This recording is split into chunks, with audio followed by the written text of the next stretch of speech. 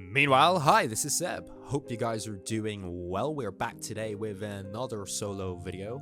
But before I delve in, if you haven't already seen my last video essay on the genius of Blade Runner, be sure to check that out. It's one of my favorite films. I had lots of fun doing that video. You can click the title card above. And Marcus is working on his video essay on The Magic of Hook by Steven Spielberg. That's also one of my favorite films, so I'm very excited for that. If you are as well, hit the subscribe button and hit that bell notification just so you don't miss that amazing upload to come. Now, if you haven't already seen the title, which I sincerely doubt because, you're already here, I'm going to be reviewing the Pixar film Soul. And although I enjoyed it, it wasn't one of Pixar's best. It's a little hard to explain, but ironically, the film called Soul actually lacked a bit of soul. Now, please remember that this is just my opinion and don't let it affect your viewing too much. But without further ado, let's just jump into it. Pixar's Soul is about a jazz pianist who has a near-death experience and gets stuck in the afterlife, contemplating his choices and regretting the existence that he mostly took for granted. Pixar veteran Pete Docter is the co-director alongside playwright and screenwriter Kemp Powers, who wrote Regina King's outstanding One Night in Miami. Now, firstly, I must praise how beautiful the animation is.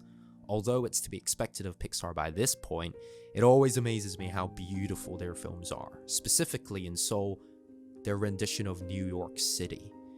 It's amazing. And the abstract world of the great before and beyond is pretty cute. The character designs of Jerry and Terry are really nice as well. But my favorite scenes are definitely the scenes set in the real world. When 22 is in Joe's body, exploring New York, eating her first pizza, getting the haircut, rolling around on that air vent, and the scenes where Joe looks into the trees. Oh, visual candy. It's beautiful. But now this leads me to the lesser parts of this film, which in my opinion is the theme and the writing. Now, it's overall pretty good. It's not bad, it's not terrible by any means, but I can't help but recognize the cookie cutter story beats. Things happen pretty much exactly like you would expect them to. There was no point where, I found anything surprising. That being said, I still enjoyed the film. I thought it was really cute, and I really liked the music scenes, especially when Joe was in the zone and he was in that kind of in-between world of like half dead, half alive, I guess. I don't know. But I think the main issue is that the screenwriters tried to tackle a theme that is quite hard to put into film or put into words in the first place. Now, in Soul, it turns out that the unknowability of life is one of its greatest pleasures, which I definitely agree.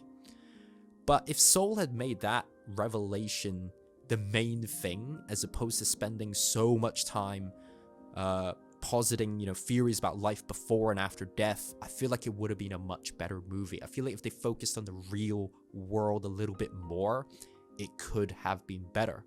I think Soul fixated too much on the great before, which is a land of complicated rules that are explained in sometimes contradictory ways.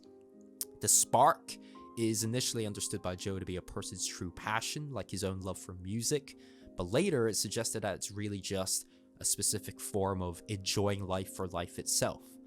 But would it really have been so bad if Joe was right in the first place? I think the main thing is, in Soul's attempt to provide clear answers to unknowable questions, Soul just makes everything more confusing.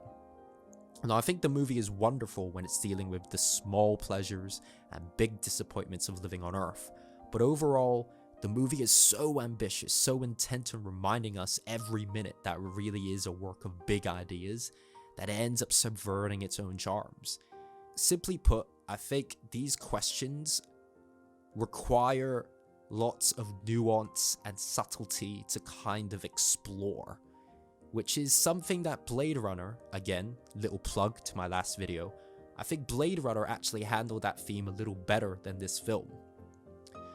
Now, it's a drag because, I think Soul could have been a work of great joy if it wasn't pedaling so hard to answer unanswerable questions about what happens to us when we die and what shapes our personalities in the first place. I think this film lacks the nuance that is usually synonymous with Pixar. Its message, albeit important, especially going into 2021 after this crazy year, is quite generic. I mean, the film's message could be summed up as, don't get so hung up on ambition that you forget to stop and smell the flowers. But a birthday card could have told you that. Whereas previously in films such as Up, which in my opinion is one of, if not the best Pixar film of all time, is a lot more subtle, yet clear, if that makes sense. It's just a little less ham-fisted. That being said, huge respect to Jamie Foxx and Tina Fey with their voice acting. Tina in particular was amazing as 22. I loved her character, and I definitely loved Joe 10 times more when it was 22 in his body. I think the writers did pretty well with the character development, but there are just too many plot holes and contradictions, which again is probably due to the abstract and confusing nature of the themes they've tackled. This simply just didn't work for me, and I'm trying really hard to figure out what the demographic was with this film. The base storyline and the adult set of characters are clearly meant for an older audience, but the animation for The End and The Great Before and The Cat are clearly aimed at kids. So a midlife crisis, some tired cliches about having to find your spark, live for today every day, and some vague idea about not confusing what you're really good at with what your passion is, just seems a little mishmashed with a goofy guy and a goofy cat with a Freaky Friday twist. Do they actually think kids will get the gist of this, or are they just hoping that it's enough of, gags and cutesy figures and the general pool of animation to get enough kids to add to their viewership, along with the adults that this is largely aimed at? And another, more nitpicky, but another thing is, why did they once again take a very rare black protagonist and change the character into something else for most of the movie? Now, in regards to the whole viewership and the demographic, this is something that a few reviewers have also raised in their reviews as well. And I've seen some parents say, oh, my kids loved it nonetheless. So I definitely think kids can and most definitely will enjoy this, but it definitely feels more of an adult film, and yet still not nuanced enough for adults. Simply put, it's cute and enjoyable, but it lacks the usual soul of a Pixar film. Is it a bad film? No way. It's not a bad film at all. It's, it's very safe. It's maybe like a 5 or 6 out of 10, but it's not as great as many of the Pixar films that came before, which only goes to show how amazing Pixar is and the level of respect I have for their films. Soul by no means is a bad film. It's simply a lesser son of greater sires. But yeah, I'm very intrigued to hear what you guys think of this film. Did you enjoy it? Do you think I'm wrong? I don't know. For me personally, I know I've said this so many times, it just was missing something. It didn't have that, wow factor. Prior to watching the movie, I was joking to my friends who I watched it with that I always cry. I always certainly cry with every Pixar film. But when I watched Soul, there were a few jokes that were pretty funny, but I found myself slooping in my chair a little bit and kind of okay, all right, it's dragging a little bit. I didn't really have an emotional scene. It does make you think, but I think that's what makes Pixar films usually so great, is that it makes you think, but it makes you emotional, it makes you happy, it makes you sad, all at once. It's a plethora of emotions, an explosion of emotions, which unfortunately wasn't the case for Soul.